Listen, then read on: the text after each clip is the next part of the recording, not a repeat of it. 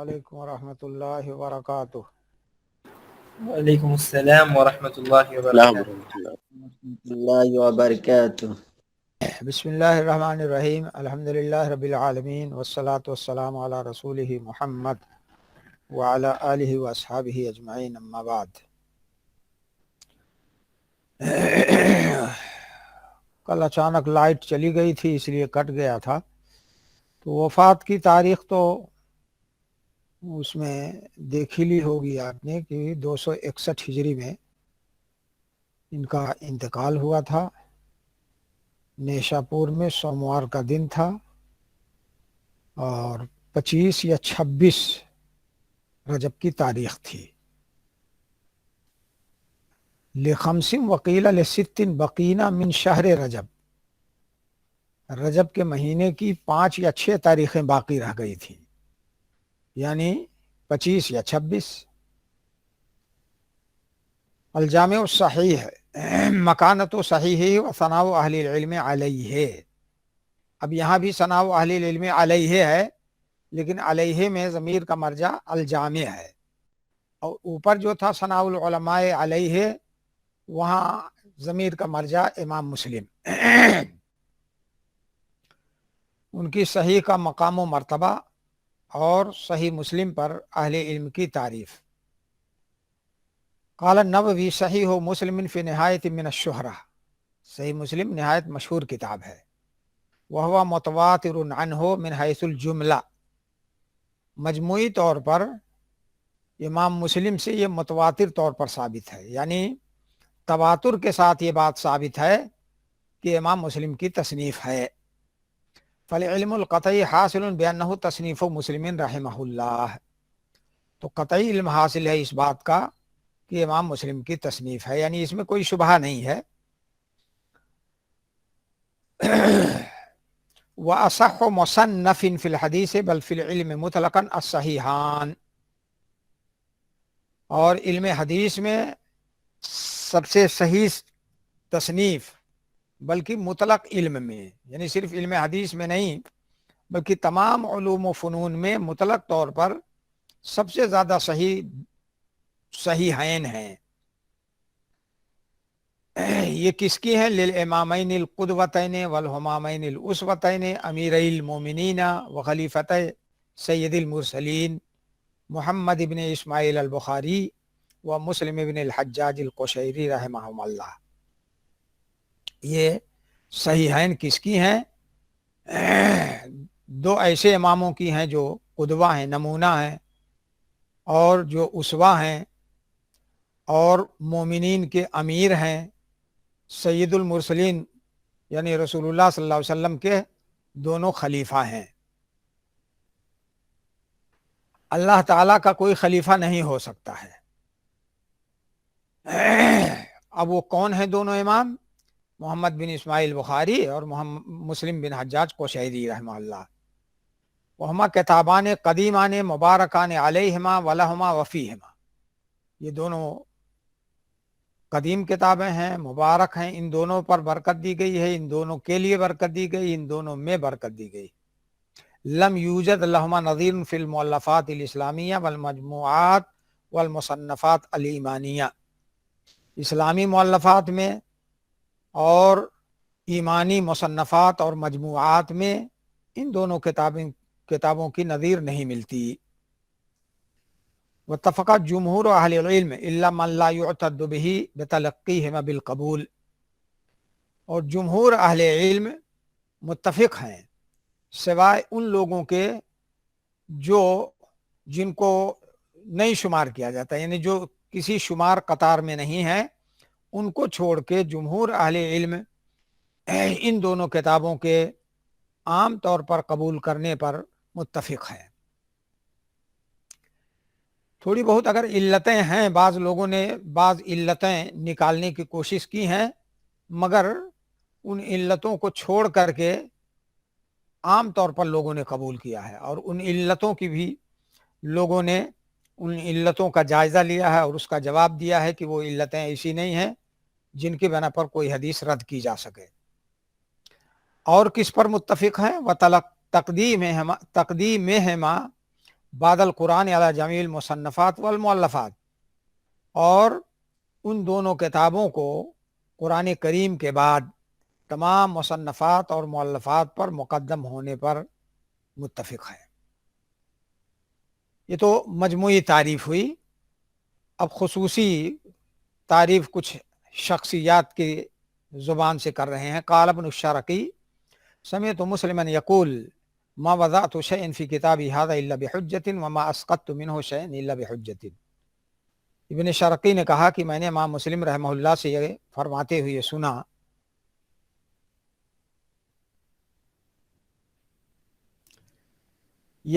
हुए सुना कि नहीं रखा मैंने कुछ यानी कोई हदीस अपनी इस किताब में मगर हुज्जत के साथ, और नहीं साकित की मैंने उससे कोई चीज़ यानी कोई हदीस मगर हुज्जत के साथ।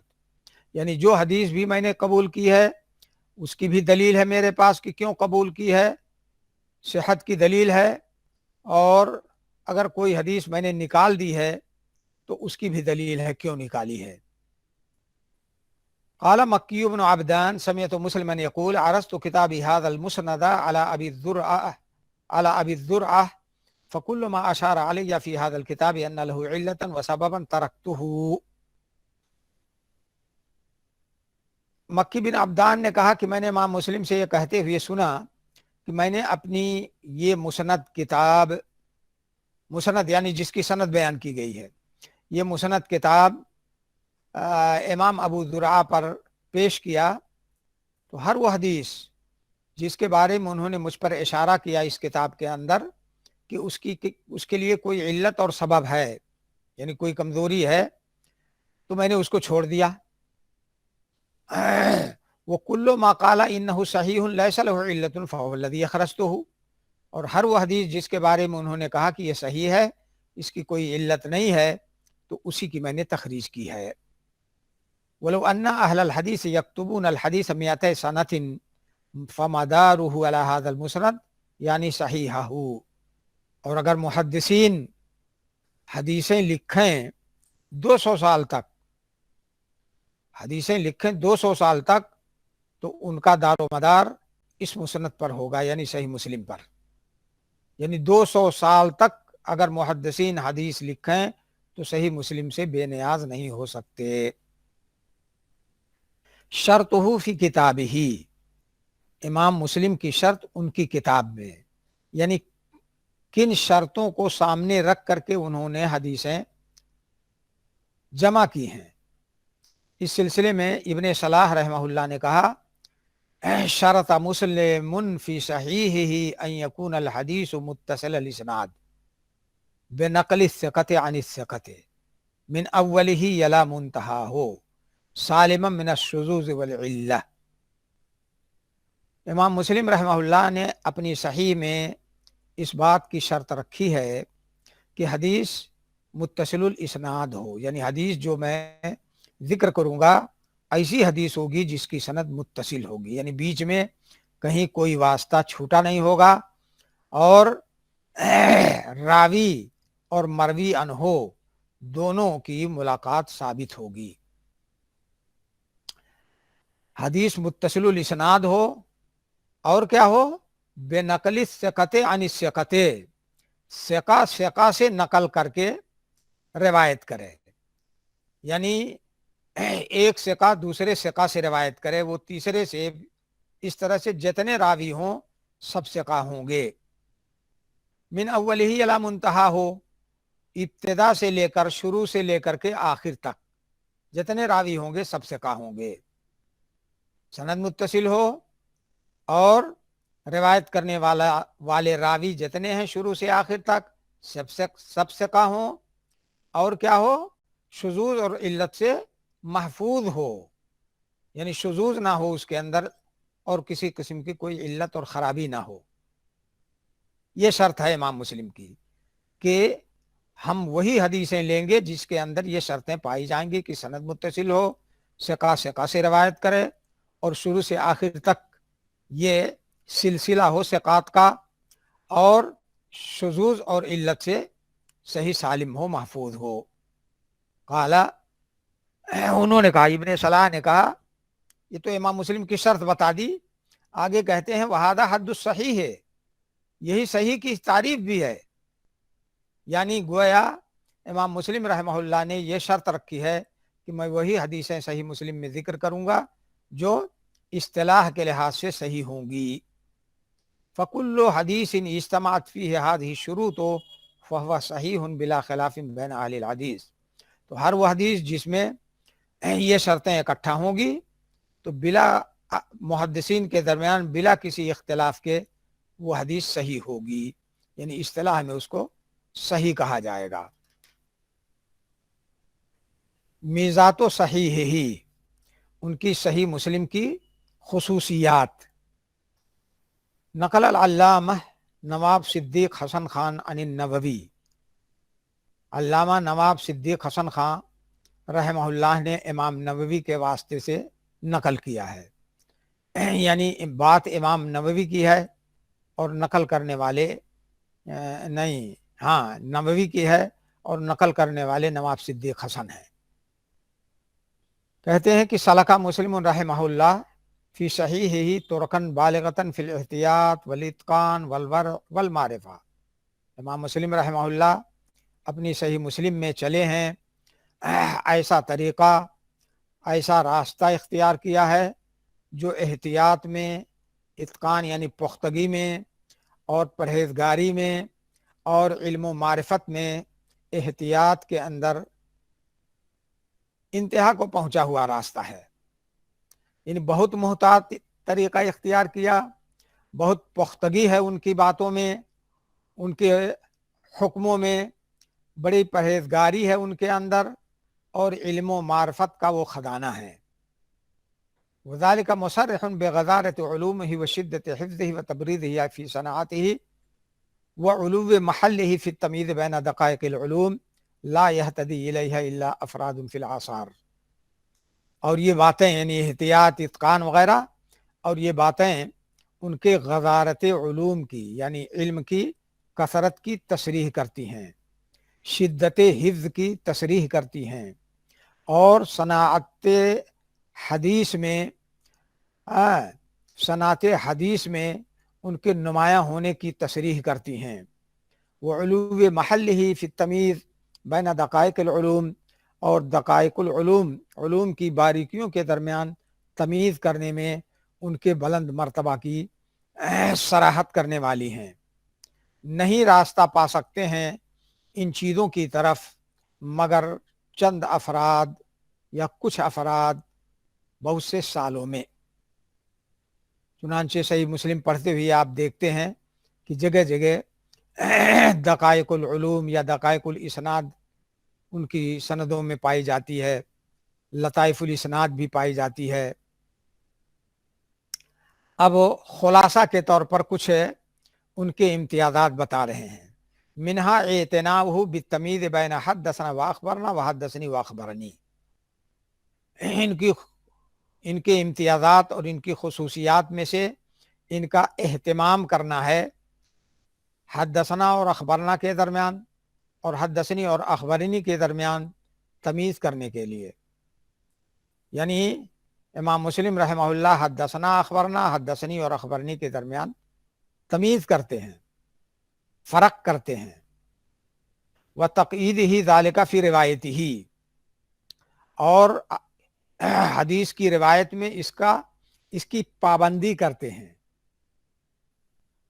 وکان من مذہبہ الفرق بینہما، اور امام مسلم کے مذہب میں سے ان دونوں کے درمیان یعنی حدثنا اخبرنا، حدثنی اخبرنی کے درمیان فرق ہے۔ اب کیا فرق ہے وہ بتا رہے ہیں۔ وَأَنَّ حَدَّثَنَا يُطْلَقُ عَلَى الْمَسْمُوعِ مِنَ الشَّيْخِ، فرق یہ ہے کہ حدثنا کا اطلاق کیا جاتا ہے شیخ سے سنی ہوئی حدیث پر، یعنی شیخ روایت کرے، شیخ بیان کرے اور طلبہ سنیں، اس کی روایت کرنے کے لیے حدثنا کا استعمال کرتے ہیں، اور اخبرنا کا استعمال کرتے ہیں لما قرئ علیہ، اس حدیث کے لیے جو شیخ پر پڑھی جائے۔ یہ تو حدثنا اور اخبرنا کا فرق ہوا، اور حدثنی اخبرنی میں واحد اور جمع کا فرق رہے گا کہ اگر تنہا شیخ سے حدیث سنی ہے تو اس کی روایت کے لیے حدثنی استعمال کریں گے، اور اگر جماعت کے ساتھ سنی ہے، جیسے آپ کی اتنی بڑی جماعت ہے، تو اس کے لیے حدثنا استعمال کریں گے، اور اگر کوئی طالب علم پڑھتا رہا یا کچھ طلبہ پڑھتے رہے، دوسرے طلبہ سنتے رہے، تو اس کی روایت کرنے کے لیے اخبرنی اور اخبرنا کا صیغہ استعمال کریں گے۔ منہا، ان امتیازات میں سے، ان خصوصیات میں سے، اعتناؤہ بضبط اختلاف الروات، راویوں کے اختلاف کے ضبط کا اہتمام بھی کرتے ہیں، یعنی راویوں میں اگر کسی لفظ کا کسی راوی کے نام، نسبت یا لقب وغیرہ کا اختلاف پایا جاتا ہے تو اس کو بھی ذکر کرتے ہیں۔ مثلا حدثنا فلان و فلان واللفظ لفلان، ہم سے فلاں اور فلاں اور فلاں شیخ نے، شیوخ نے حدیث بیان کی ہے، لیکن حدیث کے الفاظ فلاں شیخ کے ہیں۔ تو اگر لفظ میں کچھ اختلاف ہوتا ہے تو اس طرح سے بیان کر دیتے ہیں۔ وَكَمَا إِذَا كَانَ بَيْنَهُمْ اخْتِلَافٌ فِي حَرْفٍ مِّن مَتْنِ الْحَدِيثِ أَوْ صِفَةِ الرَّاوِي أَوْ نَسَبِهِ أَوْ نَحْوِ ذَلِكَ فَإِنَّهُ يُبَيِّنُهُ۔ اسی طرح سے اگر دو راوی ہیں، ان کے درمیان اختلاف ہے متن حدیث میں سے کسی حرف کے اندر، کسی لفظ کے اندر، یا راوی کی صفت کے اندر، یا راوی کے نسب کے اندر، یا اس کے مثل اور کسی چیز میں اگر اختلاف ہوتا ہے تو اسے بھی بیان کر دیتے ہیں۔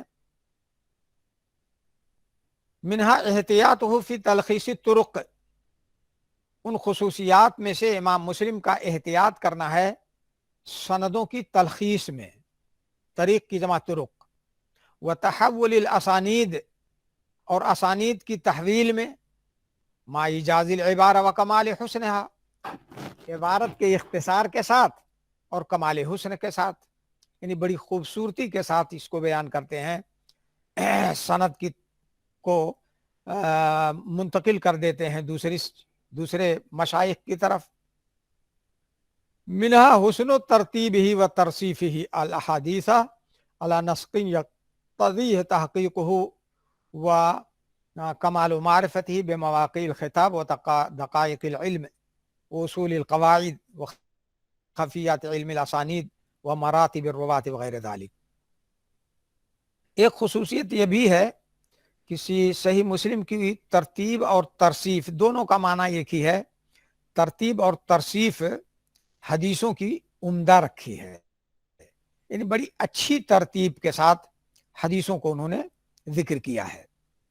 علی نسق یقتضی ہے، ایسے طریقے پر جس کا تقاضا ان کی تحقیق کرتی ہے، اور خطاب کے مواقع کی معرفت کا کمال جس کا تقاضا کرتا ہے، اور دقائق العلم کی معرفت کا تقاضا جس کا ہے، اور قواعد اصول قواعد کا تقاضا جو ہوتا ہے، اور علم الاسانید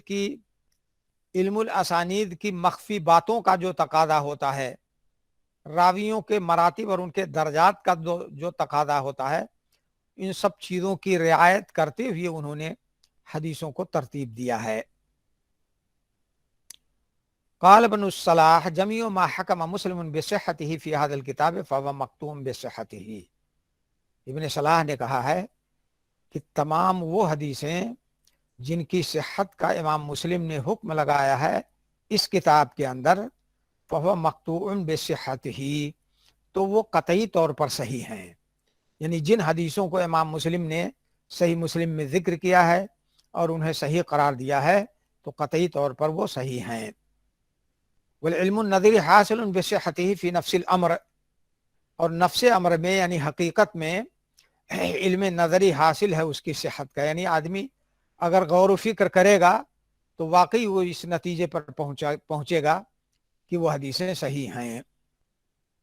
وہکذا ما حکم البخاری بصحته، اور اسی طرح سے وہ تمام حدیثیں بھی ہیں جن کی صحت کا امام بخاری نے حکم لگایا ہے، یعنی وہ بھی صحیح ہیں۔ وذالک لأن الامة تلقت ذلك بالقبول، یہ اس وجہ سے ہے، یعنی صحیح مسلم کی حدیثیں صحیح ہیں اس وجہ سے کہ امت نے عام طور پر اسے قبول کیا ہے، سوا من لا یعتد بخلافی ہے اور وفاقہ فی الاجماع، سوائے ان لوگوں کے جن کا اعتبار نہیں، جن کے اختلاف کا اور یا اتفاق کا، وفاق من اتفاق کا اجماع میں اعتبار نہیں کیا جاتا ہے۔ یعنی کچھ لوگ ایسے ہیں جنہوں نے کچھ اعتراض کیا ہے مگر ان کے اختلاف کا، ان کے اعتراض کا کوئی اعتبار نہیں ہوتا ہے۔ قد تفرد مسلم بفائدۃ حسنۃ، امام مسلم منفرد ہیں ایک عمدہ فائدے کے ساتھ،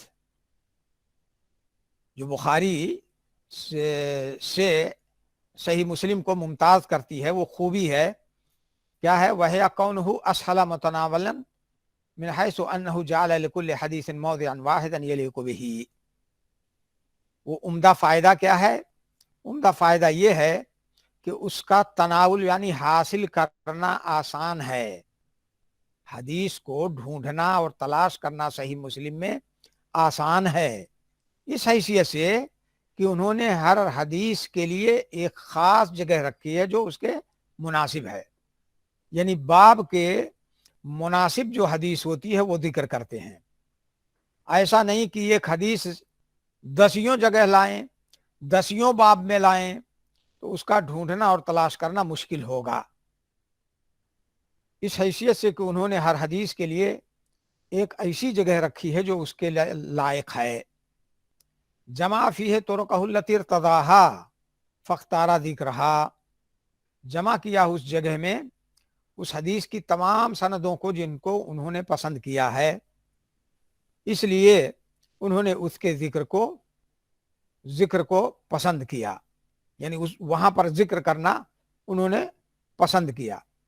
وَأَوْرَدَ فِيهِ أَسَانِيدَهُ الْمُتَعَدِّدَةَ وَأَلْفَاظَهُ الْمُخْتَلِفَةَ، اور اس جگہ میں اس کی متعدد سندوں کو بیان کیا ہے اور اس کے مختلف الفاظ کو بھی بیان کیا ہے۔ آپ دیکھتے ہیں الگ الگ سندوں کے تحت الگ الگ الفاظ کا ذکر کرتے ہیں، کہیں ایک لفظ کا ایک جملے کا فرق ہوتا ہے وہ بھی بیان کر دیتے ہیں۔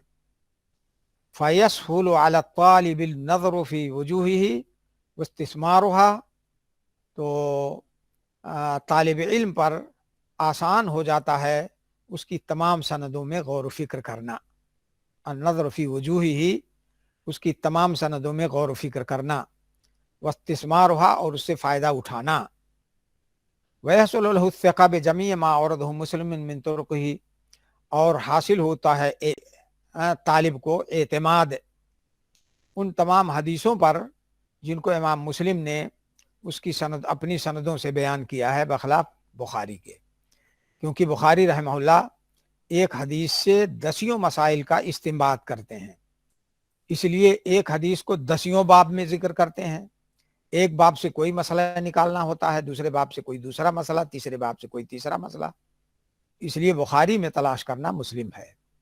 یہ پچھلے دور کی بات بتا رہے ہیں، آج کے دور کی بات نہیں۔ جب حدیث کا کوئی مشکل لفظ آپ وہ کر لیجئے، کلک کر دیجئے اور ساری حدیثیں اکٹھا ہو جائیں، تو اس دور کی بات نہیں کر رہے ہیں، پرانے دور کی بات جس میں حدیث کی کتابوں ہی سے حدیث کی تخریج ہوتی تھی۔ اعتناء العلماء بہی، بے صحیح ہی، علماء وقت کا، ہو گیا ہے سر۔ اچھا جی، چلو ابھی وہی گھنٹی چل رہی ہے نا۔ السلام علیکم ورحمۃ اللہ وبرکاتہ۔